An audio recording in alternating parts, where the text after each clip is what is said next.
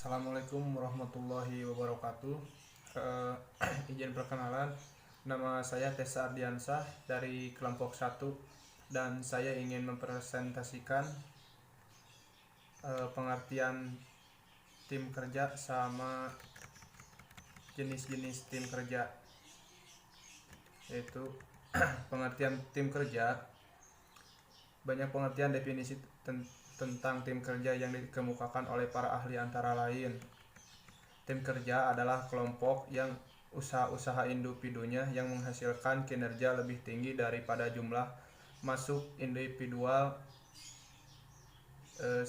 Stephen Tomitti 2008.406. Hal ini memiliki pengertian bahwa kinerja yang dicapai oleh sebuah tim lebih baik daripada kinerja per individu di suatu organisasi. Allen 2004.21. Pekerja tim atau tim kerja adalah orang yang sportif, sensitif, dan senang bergaul, serta mampu mengenali aliran emosi yang terpendam dalam tim yang sangat jelas. Tim kerja menghasilkan sinergi positif melalui usaha yang terkoordinasi usaha-usaha individual.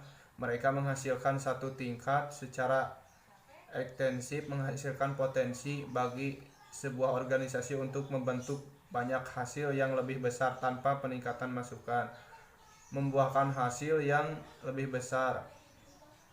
Kinerja tim akan lebih unggul daripada kinerja individu jika tugas yang dilakukan menurut keterampilan ganda. Sebuah tim adalah sebuah unit yang terdiri dari dua atau lebih yang berinteraksi mengkoordinasi pekerjaan mereka yang menyelesaikan sebuah tugas yang spesifik. DAP 2003.171.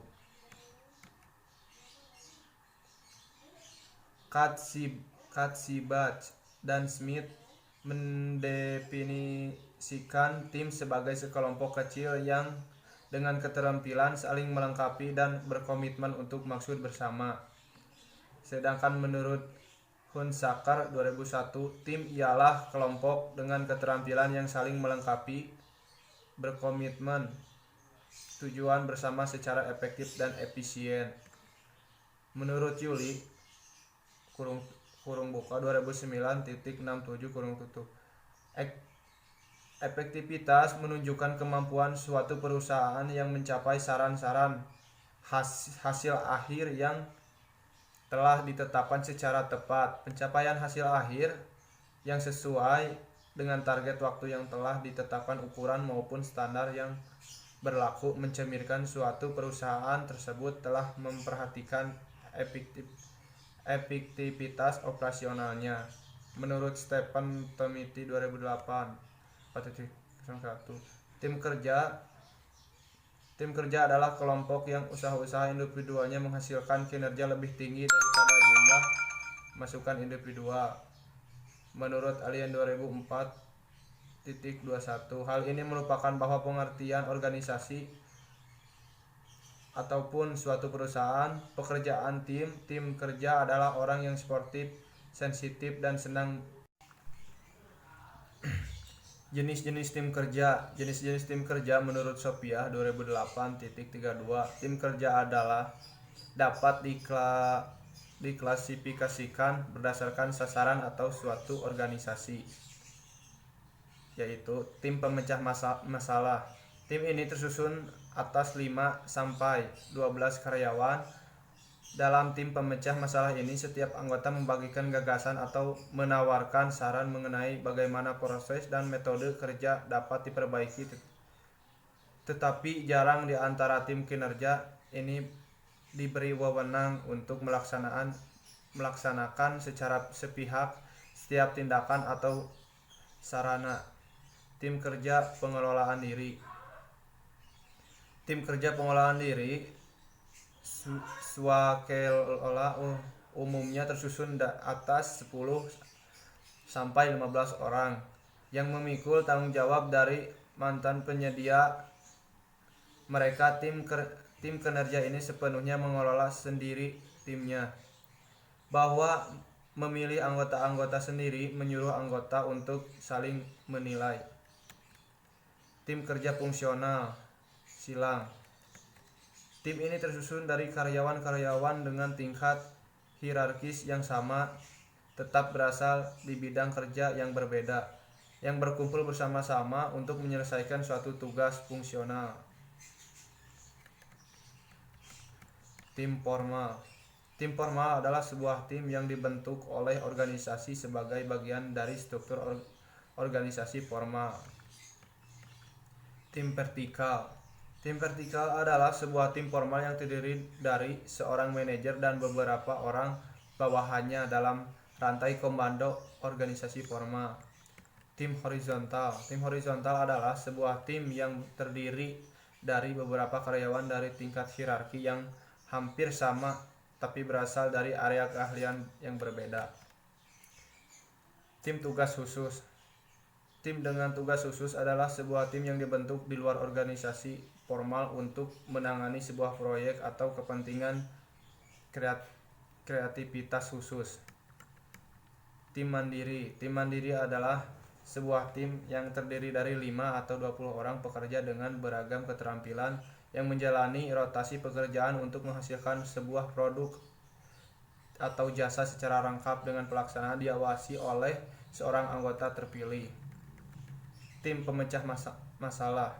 Tim pemecah masalah adalah biasanya terdiri dari 5 atau 12 karyawan yang dibayar per jam dari departemen yang sama, di mana mereka bertemu mendiskusikan cara memperbaiki kualitas, efisiensi, dan lingkungan kerja.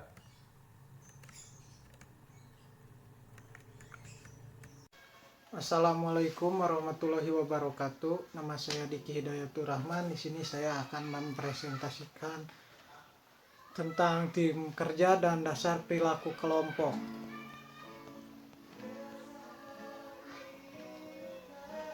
Karakteristik tim seperti ukuran, peran anggota, peran spesialis tugas, peran di mana seorang individu tersebut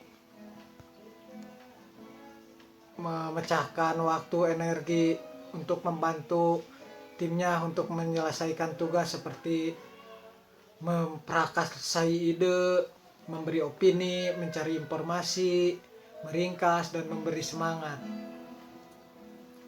Peran sosio-emosional, peran dan seseorang individu memberi dukungan untuk kebutuhan emosional para anggota tim dan kesatuan sosial, seperti mendorong, berpadu, mengurangi ketegangan, mengikuti, dan berkompromi. Peran ganda dan peran di mana seorang individu memberikan kontribusi pada tugas tim dan mendukung kebutuhan emosional para anggota. Peran non-partisipan, peran di mana seorang individu memberi sedikit kontribusi pada tugas ataupun kebutuhan sosio-emosional para anggota.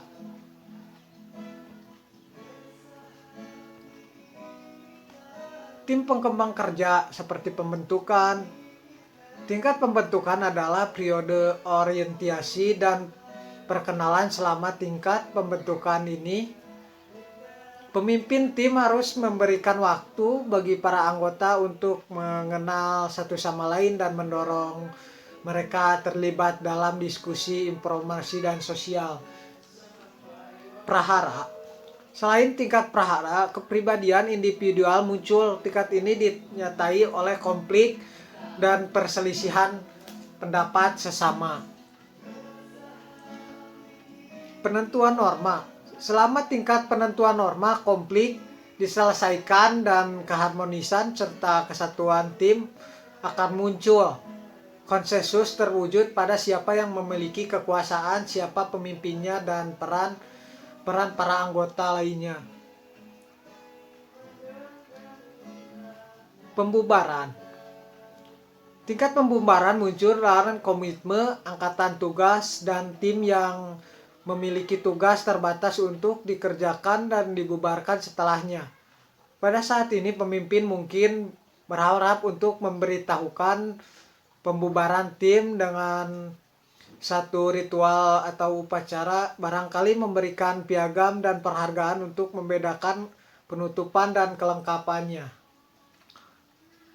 Kelompok tim merupakan sejauh mana para anggota tim tertarik pada tim dan termotivasi untuk tinggal di dalamnya.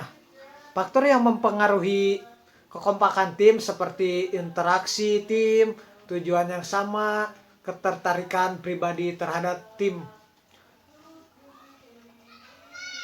Norma tim, norma standar perilaku yang sama dimiliki oleh para anggota tim dan membimbing perilaku mereka seperti peristiwa penting dalam sejarah tim, keunggulan keteladanan perilaku yang pertama, penyataan yang eksplisit dari pemimpin atau para anggota tim. Suatu yang merupakan hasil dari pengalaman satu sama lain. Efektivitas kerja didasarkan pada dua hasil produksi dan kepuasan pribadi berkenaan dengan kemampuan tim untuk memenuhi kebutuhan pribadi para anggotanya dan kemudian mempertahankan keanggotaannya serta komitmen mereka. Hasil produksi berkenaan dengan kualitas hasil kerja seperti yang didefinisikan oleh tujuan tim faktor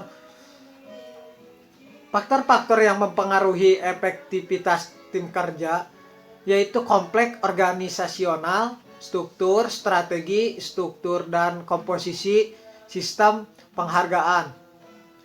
Karakteristik tim yang penting adalah jenis, struktur dan komposisi tim.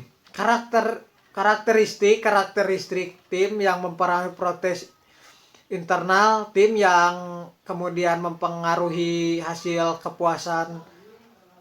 Pemimpin harus memahami dan mengatur tingkat-tingkat pengembangan, pengompakan, norma-norma dan konflik supaya dapat membangun tim yang efektif. Assalamualaikum warahmatullahi wabarakatuh. Perkenalkan, nama saya Anang Aprilianto. Saya dari kelas 3E dari kelompok 1. Saya akan menjelaskan ciri-ciri tim yang efektif. Yang pertama, tujuan yang sama. Jika semua anggota tim mendayung ke arah yang sama, pasti kapal yang didayung akan lebih cepat sampai ke tempat tujuan daripada jika ada anggota tim yang mendayung ke arah yang berbeda, berlawanan, ataupun tidak mendayung sama sekali karena bingung ke arah mana harus mendayung.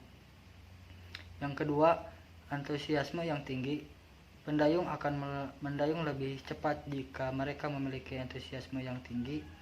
Antusiasme tinggi bisa dibangkitkan jika kondisi kerja juga menyenangkan. Anggota tim tidak merasa takut menyebabkan pendapat mereka.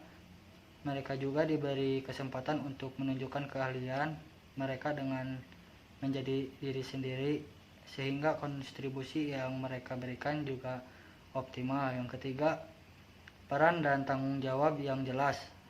Jika semua ingin menjadi pemimpin, maka tidak akan ada yang mendayung. Sebaliknya, jika semua ingin menjadi pendayung, maka akan terjadi kekacauan karena tidak ada yang memberi komando.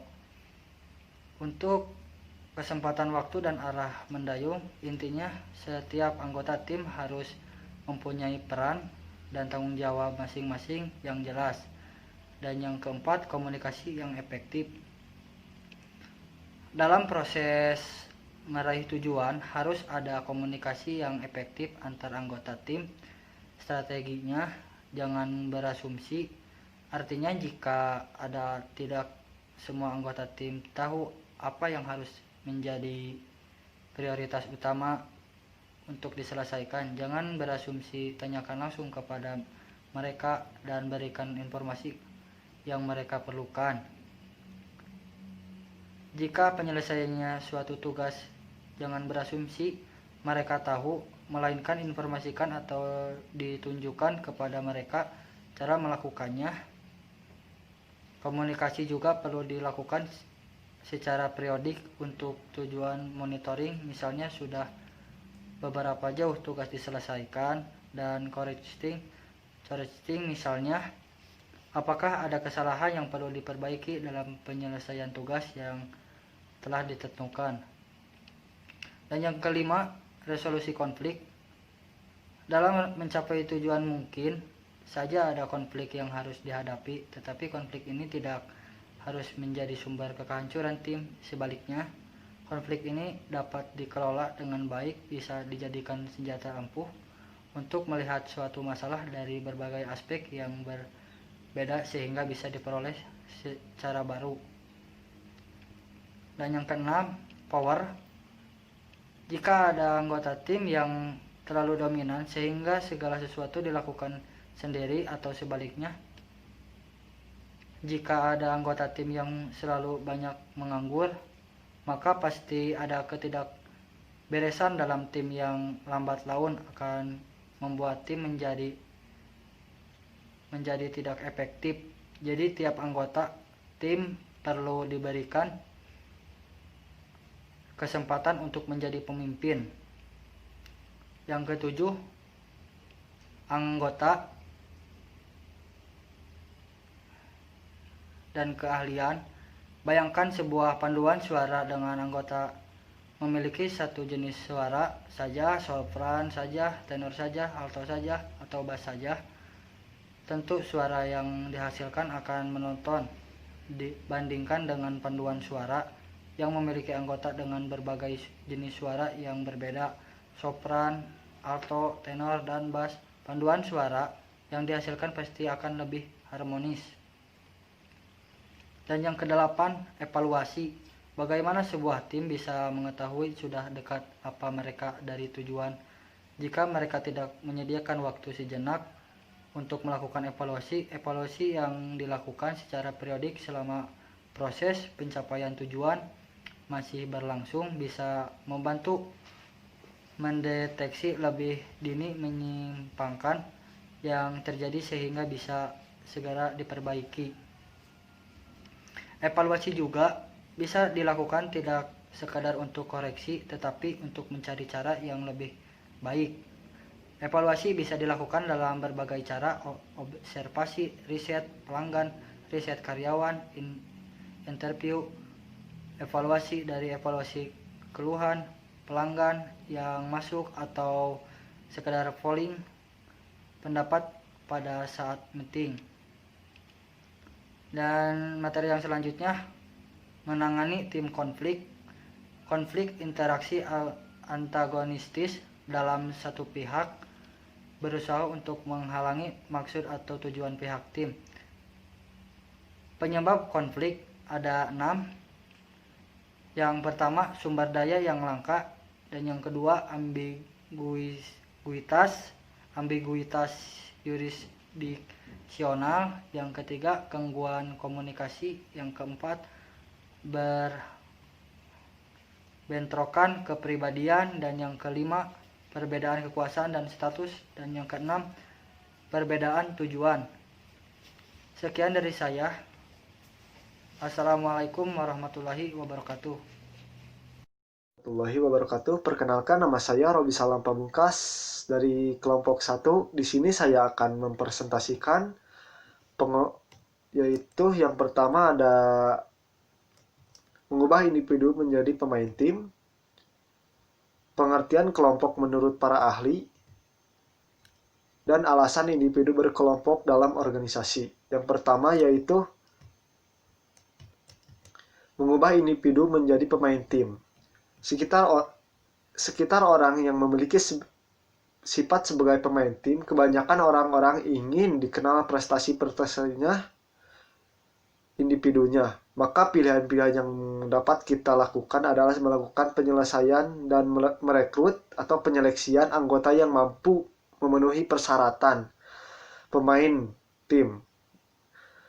Atau bisa kita lakukan dengan cara yang pertama adalah seleksi, yang kedua pelatihan, dan ketiga adalah penghargaan. tahap seleksi, beberapa orang mempunyai keterampilan antara personal untuk menjadi pemain tim yang efektif.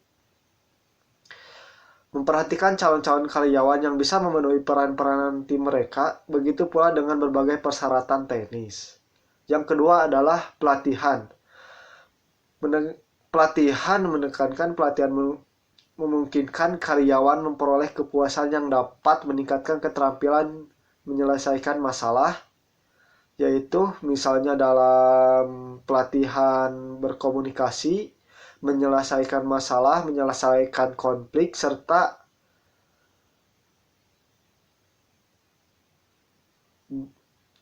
bernegosiasi. Yang ketiga adalah penghargaan.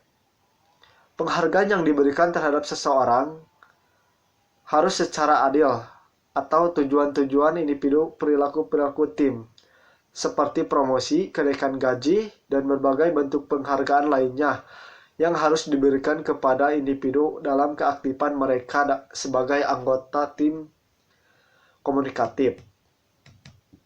Yang selanjutnya yaitu pengertian kelompok menurut para ahli. Yang pertama ada kelompok menurut Marton, yaitu kelompok sekumpulan orang yang saling berinteraksi sesuai dengan pola yang telah mapan. Sedangkan di dalam kelompok tersebut adalah rasa solidaritas karena adanya nilai bersama dalam adanya tanggung jawab bersama. Selain pengertian kelompok menurut Humans, yaitu mengatakan bahwa kelompok merupakan sejumlah individu yang berkomunikasi dengan yang lainnya dalam jangka waktu tertentu, yang jumlah komunikasinya secara langsung. Yang berikutnya menurut Joseph De Pito tahun 1997, kelompok adalah sekumpulan individu yang berhubungan satu sama lain yang memiliki tujuan bersama. Dan ada organisasi atau struktur di antaranya mereka. Di dalam kelompok dikembangkan norma-norma yang dianggap sebagai dasar perilaku anggotanya. Tipe-tipe yang berikutnya itu adalah tipe-tipe kelompok. Kelompok yang pertama adalah kelompok sosial, yang ketiga adalah kelompok kemasyarakatan, dan keempat adalah kelompok asosiasi. Perbedaan kelompok informal dan kelompok formal. Kelompok formal adalah suatu subunit organisasi yang resmi yang didirikan dengan anggaran dasar organisasi atau dengan surat keputusan manajer. Kelompok informal yaitu kesatuan individu manusia yang tidak mempunyai struktur organisasi tertentu. Syarat-syarat terbentuknya kelompok.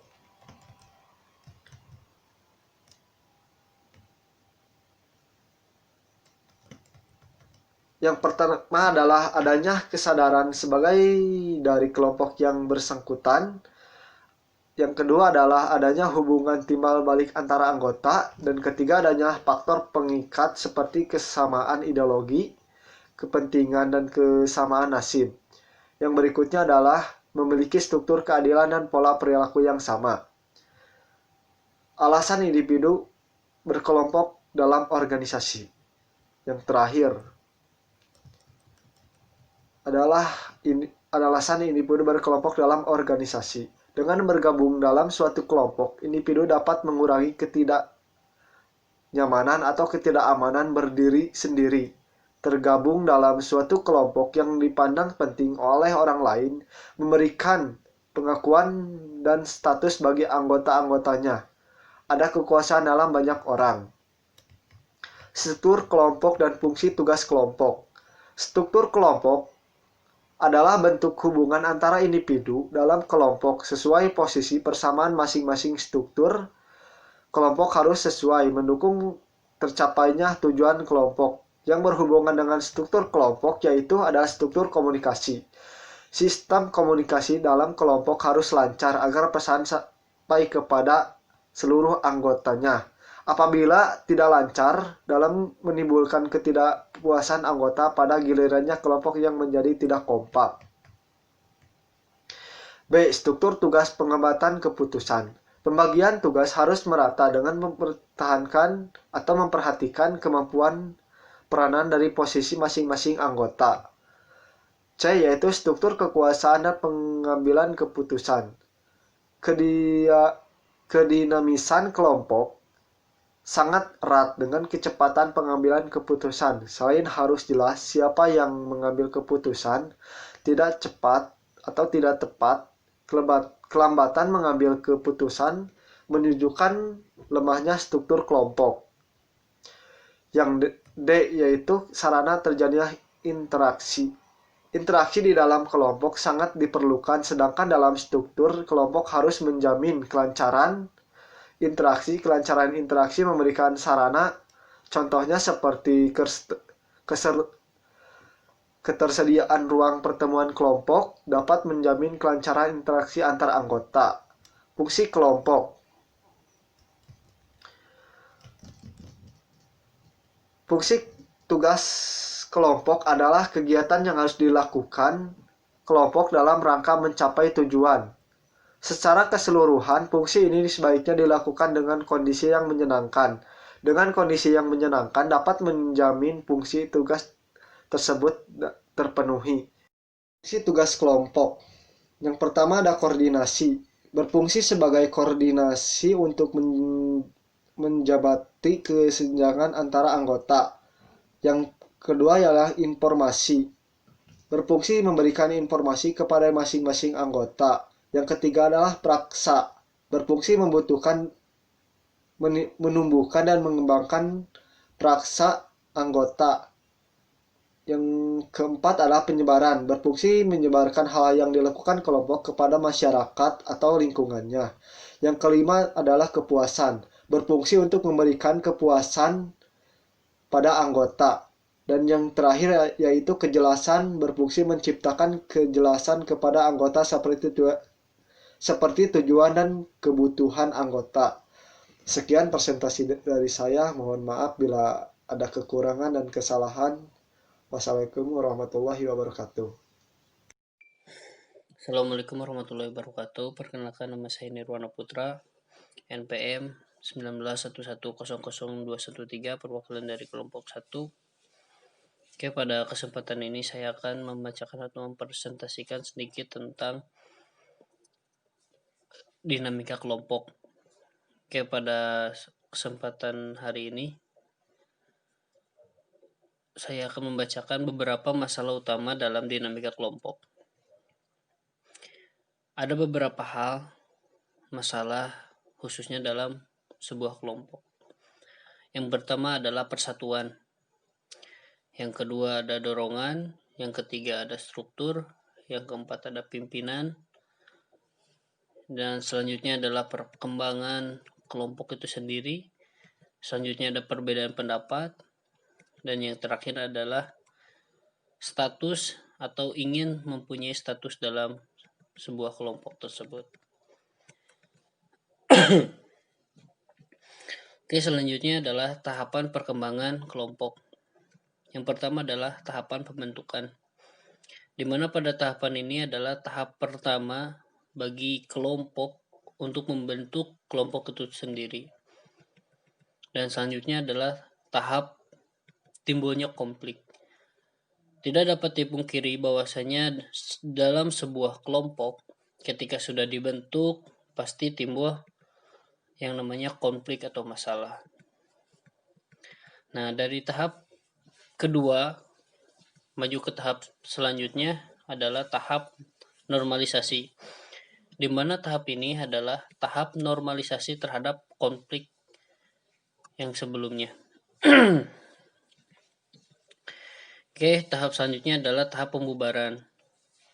Jadi tahap pembubaran ini adalah tahap di mana pembubaran kelompok itu sendiri. Ketika kita bikin kelompok atau membuat kelompok, terus munculnya konflik, sudah itu dinormalisasikan lagi konflik tersebut. Dan selanjutnya ketika kelompok itu sudah tidak bermanfaat atau sudah tidak dibutuhkan lagi, masuk ke tahap pembubaran.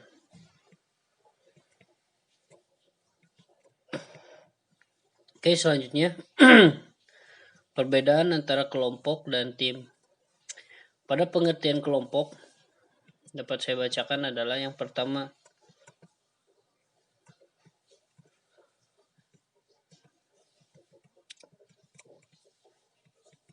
kelompok adalah perbedaan kelompok dan tim. Menurut Smith, menyebutkan bahwa yang dimaksud dengan kelompok adalah suatu unit yang terdapat beberapa individu yang mempunyai kemampuan untuk berbuat dengan kesatuannya. Pengertian lain, kelompok adalah sekumpulan dua orang atau lebih yang satu sama lain saling berinteraksi.